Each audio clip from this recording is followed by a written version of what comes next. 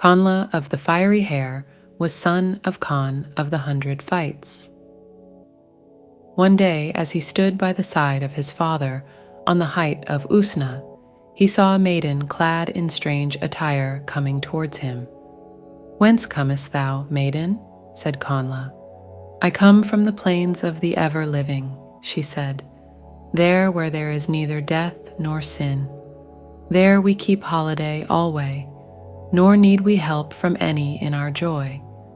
And in all our pleasure we have no strife. And because we have our homes in the round green hills, men call us the hill folk." The king and all with him wondered much to hear a voice when they saw no one. For save Conla alone, none saw the Fairy Maiden. "To whom art thou talking, my son?" said Conn the king. Then the maiden answered, "Conla speaks to a young fair maid, whom neither death nor old age awaits. I love Conla, and now I call him away to the plain of pleasure, Moy Mell, where Boadag is king for aye, nor has there been complaint or sorrow in that land since he has held the kingship. Oh, come with me, Conla of the Fiery Hair, ruddy as the dawn with thy tawny skin. A fairy crown awaits thee to grace thy comely face and royal form. Come, and never shall thy comeliness fade, nor thy youth, till the last awful day of judgment." The king, in fear at what the maiden said, which he heard though he could not see her, called aloud to his Druid, Coran by name. "O Coran of the many spells," he said, "and of the cunning magic, I call upon thy aid.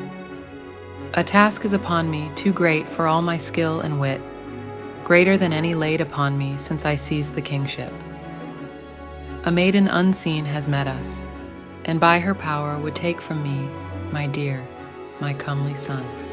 If thou help not, he will be taken from thy king by woman's wiles and witchery." Then Coran the Druid stood forth and chanted his spells towards the spot where the maiden's voice had been heard. And none heard her voice again, nor could Conla see her longer. Only as she vanished before the Druid's mighty spell, she threw an apple to Conla. For a whole month from that day, Conla would take nothing, either to eat or to drink, save only from that apple. But as he ate, it grew again and always kept whole.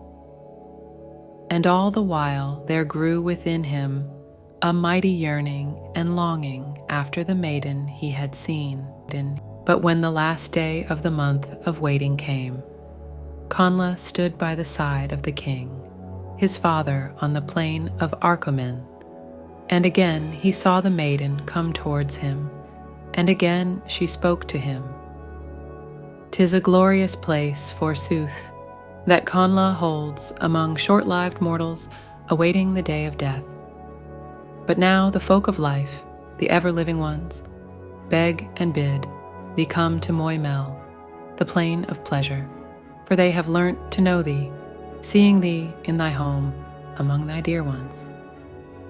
When Conn the king heard the maiden's voice, he called to his men aloud and said, "Summon swift my Druid Coran, for I see she has again, this day, the power of speech." Then the maiden said, "O mighty Conn, fighter of 100 fights, the Druid's power is little loved. It has little honor in the mighty land, peopled with so many of the upright. When the law will come, it will do away with the Druid's magic spells that come from the lips of the false black demon." Then Conn the king observed that since the maiden came, Conla his son spoke to none that spake to him.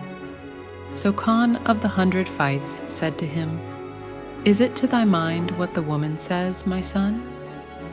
"'Tis hard upon me," then said Conla. "I love my own folk above all things, but yet a longing seizes me for the maiden." When the maiden heard this, she answered and said, "The ocean is not so strong as the waves of thy longing. Come with me in my curragh, the gleaming, straight-gliding crystal canoe, Soon we can reach Boadag's realm. I see the bright sun sink, yet far as it is, we can reach it before dark.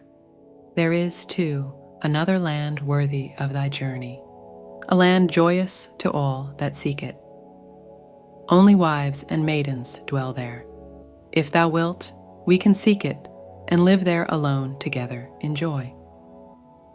When the maidens ceased to speak, Conla of the fiery hair rushed away from them and sprang into the curragh, the gleaming straight-gliding crystal canoe. And then they all, king and court, saw it glide away over the bright sea towards the setting sun.